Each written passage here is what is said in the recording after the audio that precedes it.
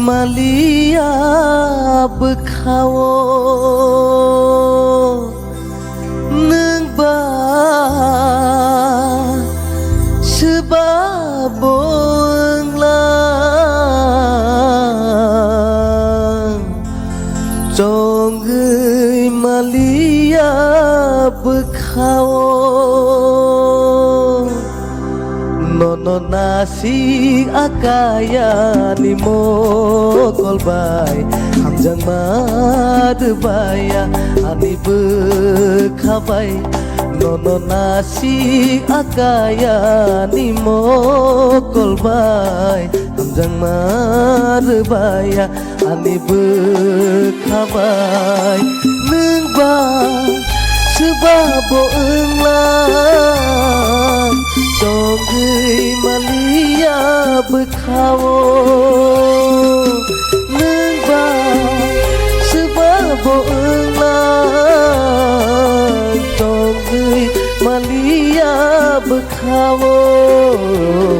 Nono nasi akaya ni mo kolbai Hamjang madbaya ani bekhabai Nono nasi akaya ni mo kolbai Hamjang madbaya ani bekhabai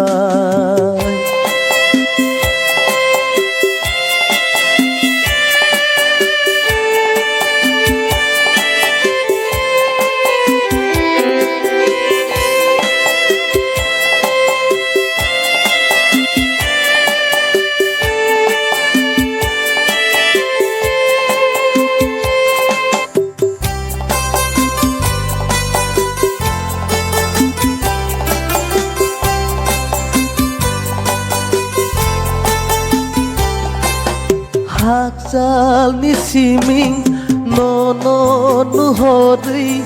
Hainani nangka ganar thadri Haksal ni siming nono nuhodri Hainani nangka ganar thadri Kibitar di nungle Ani hamjang manole Kibitar di nungle Ani hamjang manole